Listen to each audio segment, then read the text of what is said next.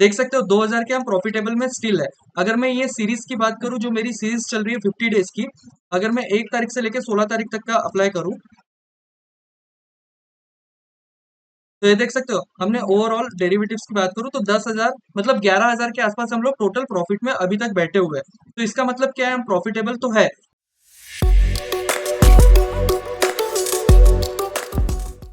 So good morning guys, welcome back to my YouTube channel. तो start करते हैं option selling की और एक न्यू वीडियो के साथ। तो आप देख सकते हो बास्केट वन पे मैंने कॉल ऑप्शन रखा है जिसपे मुझे मार्जिन लग रहा है 1,14,000 के आसपास, और पुट ऑप्शन मैंने रखा हुआ है बास्केट टू में, जहाँ पे मुझे मार्जिन लग रहा है 1,20,000 के आसपास।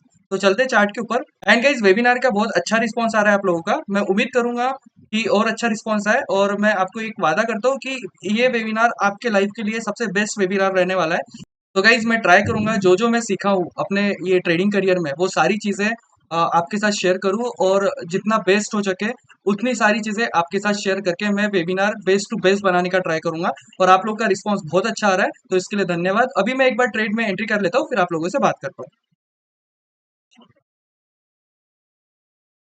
तो गाइज मेरी एंट्री हो चुकी है, मैं आपको दिखा देता हूँ एंट्री कहाँ हुई है। तो गाइज 94.95 पे यहाँ पे एंट्री हुई है मेरी। मैं सबसे पहले इसका स्टॉप लॉस लगा देता हूँ, फिर आगे की बात करते हैं अपन। तो 94 पे एंट्री हुई है, तो मेरा स्टॉप लॉस रहेगा 104 के आसपास।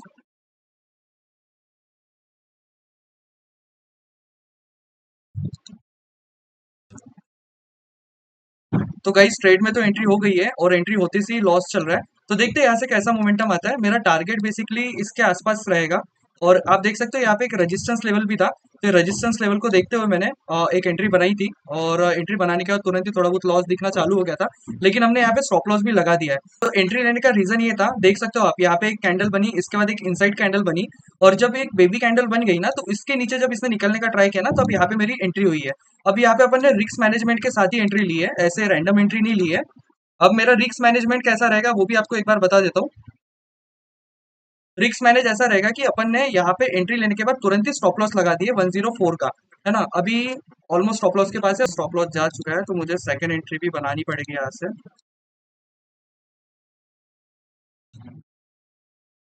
तो गाइस देख सकते हो मैंने सेकंड एंट्री बना दी है। अब इसका भी रीजन क्लियर था सेकंड एंट्री का। 90 के आसपास सेकंड एंट्री हुई है मेरी यहाँ पे, इसका भी मैं स्टॉप लॉस लगा दूंगा। अब फर्स्ट एंट्री का मेरा स्टॉप लॉस इसलिए गया क्योंकि मैंने यहाँ पे एंट्री कर ली थी, और उसके बाद मार्केट ऊपर जाने का ट्राई कर रहा था। बट ठीक है, कोई दिक्कत नहीं है। स्टॉप लॉस तो जाते रहेंगे। आप देख सकते हो यहाँ पे स्टॉप लॉस जाने के बाद हमको कुछ ना कुछ प्रॉफिट दिखना स्टार्ट हो चुका है। तो इसका स्टॉप लॉस लगाना सबसे ज्यादा जरूरी है। सबसे पहले तो स्टॉप लॉस लगा देते हैं। 90 पे शॉर्ट हुआ है, तो इसका 100 के आसपास स्टॉप लॉस रहेगा।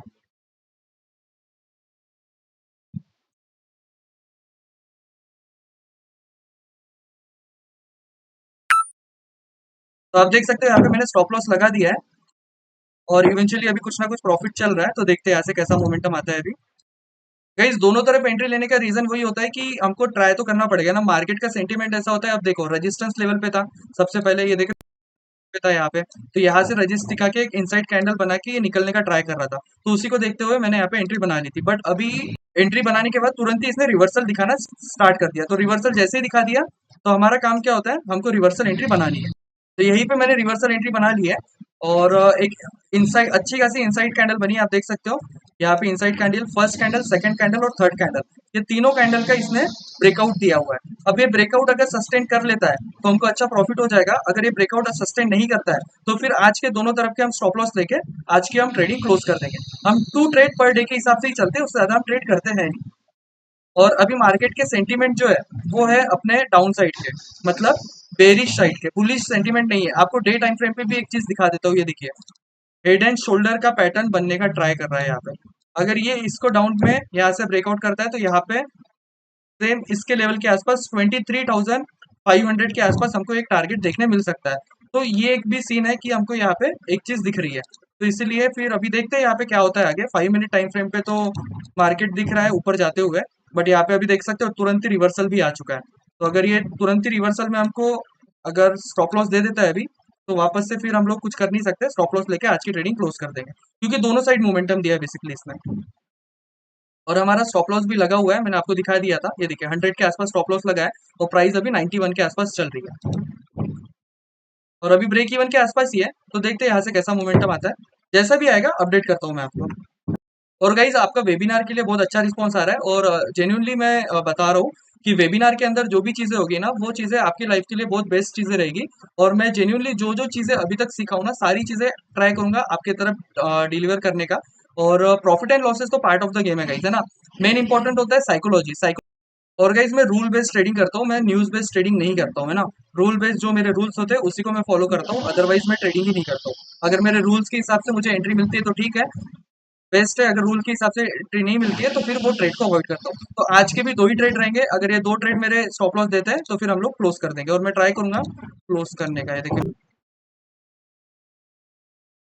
तो गाइस दोनों तरफ इसने मोमेंटम दिया है और दोनों तरफ मोमेंटम देने के बाद ये फिर लॉस दे दिया है, तो इसलिए मैंने आज की ट्रेडिंग क्लोज कर दी है यहाँ भी। गाइस आप देख सकते हो दोनों तरफ मेरा एसएल लेने के बाद मार्केट ने एक अच्छा मोमेंटम देना स्टार्ट कर दिया।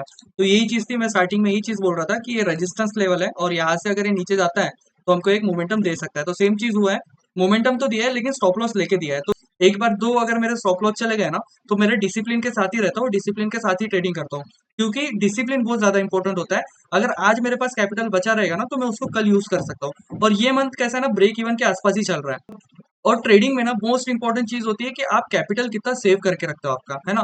ये ज्यादा इंपॉर्टेंट होता है। तो कैपिटल सेव करना ज्यादा इंपॉर्टेंट है, ना कि ओवर ट्रेडिंग करना ज्यादा इंपॉर्टेंट है। ओवर ट्रेडिंग से क्या होगा ना, लॉसेस होंगे, और लॉसेस अभी भी मैं एक ट्रेड ले सकता हूँ क्या, मुझे एक बटन दबाने की जरूरत है, ट्रेड एग्जीक्यूट हो जाएगा, बट वो कोई सेंस नहीं रहेगा, है ना?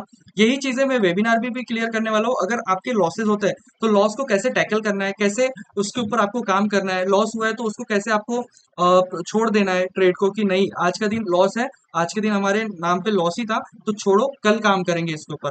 क्योंकि हमारा रिस्क टू रिवॉर्ड है 1:2 का, राइट? तो 1:2 के हिसाब से अगर काम करना है तो लॉसेस तो हो गए ही हो गए, है ना? ऐसा नहीं कि हर दिन प्रॉफिट होगा। आप देख सकते हो पिछला महीना हमारा कितना अच्छा प्रॉफिटेबल था, हमने ऑलमोस्ट 120 पॉइंट्स के आसपास हमने पिछले महीने में कवर किए थे, राइट? क्योंकि पिछला महीना वॉलिटिलिटी कम थी, और वॉलिटिलिटी कम होने की वजह से हमको टारगेट भी अच्छे मिल गए थे। ये मंथ स्टार्टिंग से ही वॉलिटिलिटी है, कभी ऊपर जाएगा कभी नीचे जाएगा, और दोनों तरफ मोमेंटम दे रहा था। मैं आपको पीएनएल भी दिखा देता हूँ, ये देखिए, देख सकते हो 2000 के हम प्रॉफिटेबल में स्टिल है। अगर मैं ये सीरीज की बात करूं, जो मेरी सीरीज चल रही है 50 डेज की, अगर मैं 1 तारीख से लेकर 16 तारीख तक का अप्लाई करूं, तो ये देख सकते हो हमने ओवरऑल डेरिवेटिव्स की बात करूं तो 10,000 मतलब 11,000 के आसपास हम लोग टोटल प्रॉफिट में अभी तक बैठे हुए हैं। तो इसका मतलब क्या है, हम प्रॉफिटेबल तो है।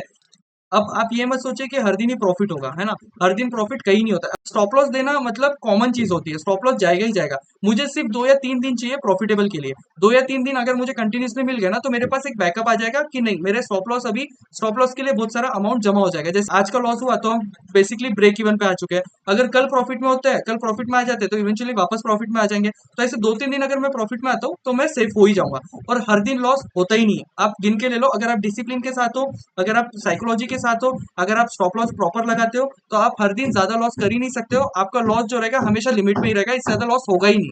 ये आप लिख के ले लो मेरे से, आपका हमेशा ज्यादा लॉस होगा ही नहीं अगर स्टॉप लॉस लगाते हो और मनी मैनेजमेंट रखते हो। तो आज भी वही हुआ है, दोनों तरफ स्टॉप लॉस चला गया। और इससे आपको एक चीज और सीखने मिली होगी कि इतने दिन ट्रेडिंग करने के बाद भी हम लोग ने कैपिटल अभी तक बचा के रखा है, ये मत, वो ज्यादा इंपॉर्टेंट है।